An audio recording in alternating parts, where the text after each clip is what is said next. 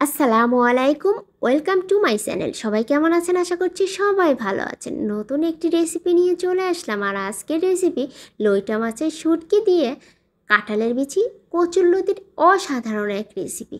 মুখে স্বাদ লেগে থাকার মতো এই রেসিপিটি শেষ পর্যন্ত দেখবেন আর আমার সাথেই থাকবেন। ভালো লাগলে অবশ্যই চ্যানেলটি সাবস্ক্রাইব করবেন আর বেল বাটনে ক্লিক করে রাখবেন। এই যে লইটা মাছের শুটকি ছোট ছোট করে কেটে নিয়েছি। এবার আমি শুকনো কড়াইতে খুব ভালো করে টেলে নিব। লাল লাল করে যখন টালা হয়ে যাবে তখন আমি এই কড়াইয়ের মধ্যেই পানি ঢেলে দেব। পানিটা গরম হয়ে যাবে তখন আমি এই গরম পানি দিয়ে লইটা মাছের শুটকি খুব ভালো করে পরিষ্কার করে নেব। এই যে এবার আমি গরম তেলের উপর পেঁয়াজ কুচি আর কাঁচামরিচ দিয়ে দিলাম। এবার আমি লাল লাল করে ভেজে নিব। তারপরে আমি এই যে কাটা বেছে রাখা লইটা মাছের শুটকিগুলো দিয়ে দিলাম। আপনারা চাইলে কাটা বেছেও নিতে পারেন, আবার নাও নিতে পারেন। কাটা থাকলেও কোনো সমস্যা নেই। এবার আমি লবণ আর হলুদ দিয়ে শুটকি মাছটা ভালো করে তেলের উপরে ভেজে নিলাম। তারপরে আমি বাটা মশলা দিয়ে দিলাম। বাটা মশলার মধ্যে আছে রসুন বাটা আর জিরা বাটা। এবার আমি দিয়ে দিচ্ছি শুকনো মরিচের গুঁড়া দিয়ে তারপরে ভালো করে কষিয়ে নেব। আর লবণটাও দিয়ে দিয়েছি। এবার আমি কাঁঠালের বিচি দিয়ে দিলাম। মশলার সঙ্গে ভালো করে কাঁঠালের বিচিটা মিক্সড করে নেব। বেশ কিছুক্ষণ ধরে কাঁঠালের বিচিটা কষিয়ে নিব। সামান্য একটু পানিও দিয়ে দিলাম।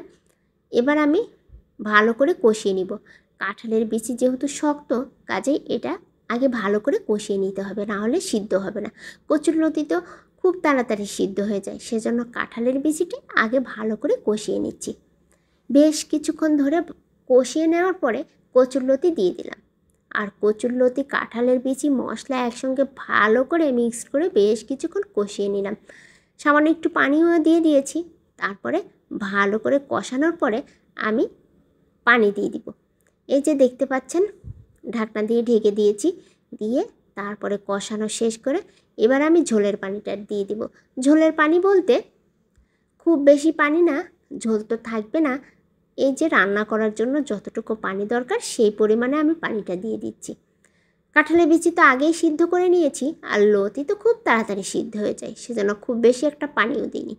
এই যে দেখতে পাচ্ছেন, ঝোলটা কিন্তু একদম শুকিয়ে গায়ে গায়ে চলে আসছে। আর যে ঝোলটা আপনারা দেখতে পাচ্ছেন, এটা ঠান্ডা হলে একদম শুকিয়ে যাবে, কারণ কাঁঠালের বিচি একদম ঝোলটা শুকিয়ে নেবে। এবার আমি নামিয়ে নিচ্ছি, সার্ভিং বলে নামিয়ে নিলাম। দেখতে পাচ্ছেন কি সুন্দর লোভনীয় হয়েছে, জিভে কিন্তু পানি চলে এসছে। আশা করছি সবার অনেক ভালো লাগলো। আর ভালো লাগলে এরকম নতুন নতুন ভিডিও দেখার জন্য বেল বাটনে ক্লিক করে দিবেন।